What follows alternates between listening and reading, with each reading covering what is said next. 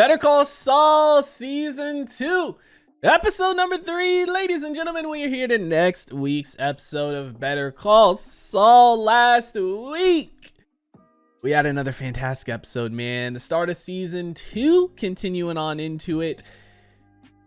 Saul / Jimmy is here, man. And I think, I mentioned last week, I think this is the first time he's really, at least that we've seen on screen, has kind of done something criminal as a lawyer, I guess would be the best way to put it. You know what I mean? And we saw him talking with Kim about it at the end of last episode. You know, their relationship was developing and going good, but I think this is going to be a speed bump in the road for them. You know, he was telling her about the story and everything, and when she heard he falsified evidence, she was not happy about it. So I don't know how their relationship is going to continue to go. I don't know if she's going to tell Chuck about it. I don't know if word's going to get out, but obviously, you know, Jimmy, after Chuck showing up at HHM and him basically being like, I'm here to witness you fail, it kind of lit a fire under him even more. And then Mike had given him that call and, you know, wanted him to help Dan out, and he was like, I got it. And I'm kind of curious too how much money he made from helping Dan out, from doing the thing for Mike, because he had to have made some money. He definitely didn't do it for free, right? So I wonder how much money he made from that too. But regardless, fantastic episode. Continuing on into it, Davis and Maine again. Jimmy's got a good job there. It's a nice place, but at the end of the day, he just has that urge to do some of the scam life, and this is kind of his way to fulfill that, and a way to say fuck you to Chuck. I feel like, again, I mentioned it last week, people in the comments always saying, you know, Chuck was right about Jimmy, but it's like, dude, Chuck had that situation with Chuck of him betraying Jimmy had such a big influence on his life, man, and how he turned out. Because obviously prior to that, he was good for what, 2-3 years straight, you know, working in the mailroom, getting his law degree, passing the bar exam, the same one you passed, Chuck Need, I mind you, and everything like that. And it's like, once he found out his own brother essentially betrayed him, is when he started to get back into it. Now, again, people in the comments were also saying Chuck knew him his whole life, and he's been like this for however many plus years, 20, 25 years, however long you've been running scams of slipping Jimmy and stuff. And it's like, yeah, but people can change, man, especially if they have a good reason to. And Chuck was his reason to change. Not only Chuck, but also the whole incident with Chet and whatnot. But I don't know where we're going this episode. I'm here for it. I'm excited for it. So guys, I'm gonna stop wasting time. We're gonna go ahead, we're gonna hop into this episode. Before we do, I do ask if you guys are new to the channel, you do hit that subscribe button, comment down below what you guys want to see next, man. Drop a like on the video for your boy. Full reaction to be up on Patreon, as well as early access to the next 2 episodes. You guys want to check that out, link in the description down below. But we're gonna go ahead, we're gonna hop into this episode. You got 5 minutes. He's doing this so you can talk to them, huh? Do you recall responding to a mailer from my law firm, Davis and Maine of Santa Fe, New Mexico? I don't know. Well, we were looking to help any Sandpiper residents who may have been overcharged for basic goods and services. What are you talking about? Who took Alma May's money? See, well, he's gonna get everybody, man. He's smart, man. Hey, a dirty lawyer, so to speak, right? Because this ain't exactly on the books. it's not like the Sandpiper people, you know, put on a ski mask and mugged Alma May here at gunpoint. So I want you to put that mental image right out of your head. He put that in their head. Let's say you're out on a date with your boyfriend. You do have a boyfriend, right? You don't? He's good with the old people, man. $24 for a side of buttermilk biscuits? That doesn't sound right now, does it? It's a good way to explain it to him, man, because that's exactly what they're doing to him. Something got added up wrong. Same kind of thing as what happened at Sandpiper Crossing. Yep. Even if it was an accident. Playing into it very well and making it seem like it was an accident, even though he knows it wasn't. It's just easier if you get your nephew Steve to go take care of it for you. I.e. me. And that's how I want you to think of me. He got everybody, signatures and all. See, and this is the thing, somebody like Chuck or Kim wouldn't have went this route, because this is kind of considered not morally right, probably, right? He set it up with a bus driver, gave him a little extra money to break down so he could talk to them. But I mean, that's just because Sandpiper isn't allowing him to go talk to them, because they know what they're doing. You know, so it's like, oh, but Jimmy, he's getting that shit done, man. So good to see. It's so creative too, and that's why the people at Sandpiper love him so much, because he's good with old people, the way he sweet talks them, so to speak, right? I don't think it's going to play with this magistrate judge. I've read over a dozen of her Chuck's rulings, there all every of which time now. have sided with the plaintiff on cases like this. Ah, he's just staring at him too. Over 200 new Sandpiper clients signed over the past 3 weeks. Well done, Jimmy. Thank you. Thanks, Cliff. My goal, another 200 by the end of the month. With this many folks, we have an excellent shot at a solid batch of plaintiffs for the classes in each district. You came back with 22 new clients. 24. 24? He's gonna say, how'd you do that? How many people out there actually responded to our direct mailer? 1. Bro, we're on the same team, Chuck. You're a bitch. The opposing counsel, for example, see this differential and conclude that there may have been some solicitation involved. I did not solicit. I'm just wondering how you account for your success. You're a bitch. Chuck, I'm sure that... Look, he's trying to cover for Jimmy, and he doesn't want him to. I fuck with Howard. Howard's a W, man. I'm sorry I shit talk you first season. I've visited more than my share of retirement homes. These are close-knit communities. Let me tell you, word gets around real fast. They heard the scuttlebutt before I crossed state lines. And I certainly didn't have to go knocking on any doors. And is it any surprise that they want to speak with a guy who is there to show them they may have money coming their way? Technically that is all true, because they probably stopped the bus before they crossed and everything like that. And they were just listening to his conversation because it was on the bus. Chuck's so mad. Shout out to the actor, though, for playing him so good. What I'm proposing is that we create a small team at D&M dedicated specifically to coordinating. She's mad about what he did, falsifying evidence. No more meet and greets at Sandpiper facilities. I'll find another way to proceed. He just wants her approval now. He doesn't care about Chuck anymore. But I told you it was going to affect their relationship, man, him doing that, falsifying evidence. Jimmy, you know solicitation can get you disbarred. This matters. Well, here's what I think matters. 24 senior citizens now have representation. Before I went, they didn't even know they were getting ripped off. Now they have us in their corner. How is that not a win? I put myself on the line to get you this job. Okay. I thought it was because I'm sensational with old people. Yeah, and who do you think told him that? And now everything you do reflects back on me. With Howard, because ultimately I talked him into going out on a limb for you too. It affects them too, not just him. But please, you just have to do it right. Shout out to Kim, man. Sometimes you got to give some tough love like that. She's right, though, you know what I mean? Because they both went out on a limb for him. It's tough, man. But like now, because of what happened last episode and how he revealed he did create, he falsified evidence with the video, everything he does is going to come into question now. Last 2 nights, I heard gunshots. First night, they were maybe a block or 2 over. It woke me up. My first thought was firecrackers. I mean, that's what I assumed at the time. But then last night, there's no mistaking it. There was 3 of them. They were quick. Pop, pop, pop, closer. It was like they were right outside the house. I'm staying here tonight. No, Mike, no. That's not necessary. It is not a problem. I'll take the couch. Mike, you asked, so I answered. He's going to do a stakeout type thing. He's going to sit out in his car, man. I was trying to think if maybe it was something we heard, but we didn't have a situation at all last episode where there was gunshots, so it's probably something completely unrelated. But still, man, he's going to look into it. We sent out 283 mailers. Yeah, and how many response cards came back? 0. 0. They're not giving them the mail, man. We should be getting responses of like 12 to 15%, but we're getting 1s and 2s. In Colorado Springs, 0. Wow. How can that be? I'm thinking it's the staff. They're tossing the mailers before they can reach the residents. Maybe they got told to do it by the Sandpiper front office, which would be actionable as hell. If we could prove it. Big if. 3:14 p.m., end of the first act cliffhanger, first commercial up, Davis and Maine. Guaranteed eyeballs, lots of them. There's nothing Sandpiper can do about that.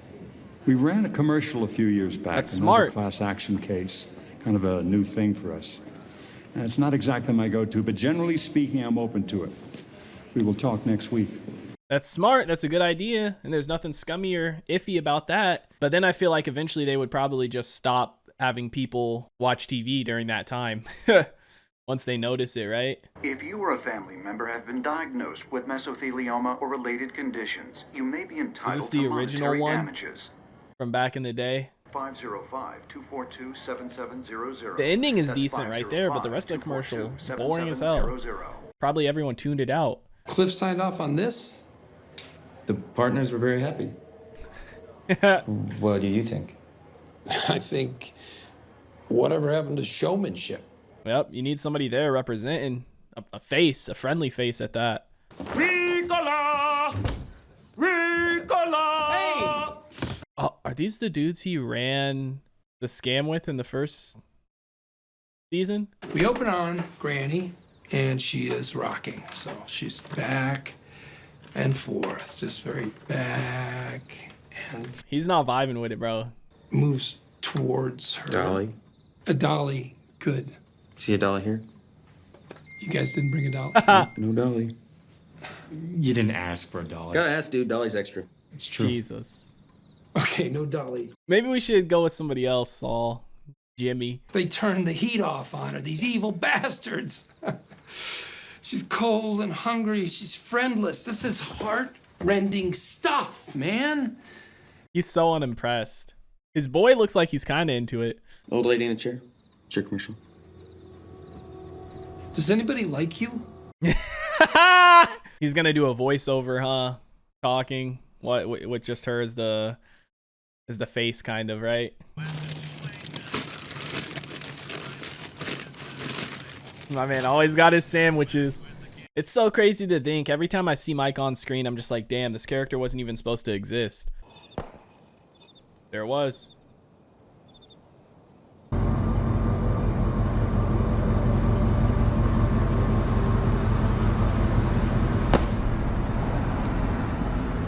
Damn. There's no way that's what she heard. Why are they delivering newspaper at night? Or is it just super early? Nothing that night. Mike's a G, man. Look, now he's coming for a shift here too. You know what they say, they don't make them like they used to, man. He's like, Jesus. I came to work to get some peace. It's up there. A bee's nest? You see it? It's right up there. A bullet mark. It grazed the house. See that? You see the shape of it? You do see it, right? I see it. But it couldn't have been from last night. 2:13 this morning. I looked at the clock. It was 3 of them. It was exactly like last time. No. And you didn't call the police, or did you? No, what's the point? Is she making this up? Because he was there all last night. That came from a bullet. I mean, it must have. It wasn't there before last night. I promise you that. And I don't know. Okay. Okay. Jesus. I mean, I was here. I was here and you weren't. He was here. I wonder why she's making this shit up, though. That's it. We're getting you and Kaylee out of this house. End of story. Or is she doing this because she's trying to use him for stuff like this? He's already given her money. Does she want to see how much she can use him for? Get out of this neighborhood and stuff? Because Mike was here all last night. It wasn't no fucking gunshots. Even if he fell asleep, he would have woke up, and she said it was 3. There's no way, bro. I feel like she's trying to use Mike. You're 86 years old. You're resident of Sandpiper, Colorado Springs. You just finished your afternoon snack, lime jello. The killer left behind a cryptogram and commercial. He's got to set the scene, man. He's good at it, dude. He's a character, to say the least. He's got a lot of fucking heart. A lot of personality. My husband and I scrimped and saved for so many years. This is good. We did our best to build a nest egg so that we wouldn't be a burden to our family. Then one day they said all my money was gone. How could that be? The turn. You may be eligible to receive compensation. For That's a free Jimmy. consultation, call the law offices of Davis and Maine at 505-242-7700. That was a good commercial, and it's all legit. You made that? With some film students? I directed. It looks professional. I can't believe Davis and Maine went for it. Well, I'm in charge of the department. Yeah, but still, you know, Cliff Maine was fine with us. I don't think he didn't run it by him completely. He said we would talk next week. Shit. He didn't screen it with him completely. Oh no. I thought he was gonna make it and show it to him later, but did he already run this? Did he already set this up to get ran? Oh no.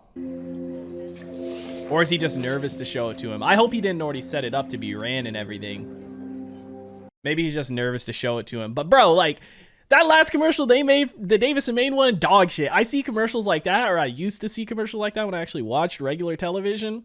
I'd tune it out, or I'd just go do whatever else I had to go do. Those commercials were horrible. Is Chuck gonna be here? I don't know. I got that feeling. Damn, dude, he just doesn't have the confidence. Colorado Springs, Colorado. Yeah, I'd like the number for KKTV Channel 11. Dude, he's just gonna run it. Most of the time, we're just talking intimidation. Strictly verbal. Most of the time. I'm not breaking legs. What else? I respect where you're coming from on this thing. I do. But that's just how it goes. Gotta get your hands dirty type deal. He's trying to get the money, bro. I think she's using him, man. Like, at first, I didn't think so. But now, because we know there wasn't any gunshots and shit, I think, I hope that's not what it is, but I think that is what it is, man. Dude, Jimmy, why would you not just run it by him? I guarantee you he would have liked it. But now that you just did it without his approval, that's going to be a problem, man. Like, it would have been much better for you to run it by him, and him say he didn't like it and change a few things, as opposed to you run it and then him be pissed you didn't run it by him. Oh, so what time do you have? Quarter after. It should be running now, right? Is there anything else? No. He's nervous, Thanks. man. I think he just wanted to run it and hope that results come in and that, you know, they would be happy about it. You know what I mean? They'd be happy about the fact that he got results. But I mean, did he use his own money to run it? But the other thing too, even if he did, he's still using the Davis and Maine name without the approval. Better to ask for forgiveness than permission type deal, right? But I think if you ran it by him, he would have been for it. Just like he used to do. Jimmy stresses me out sometimes, man. Now, to get your case started, may I ask for a name and the number where it is to reach you?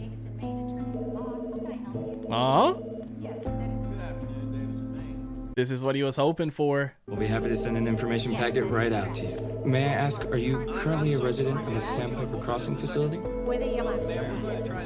It worked.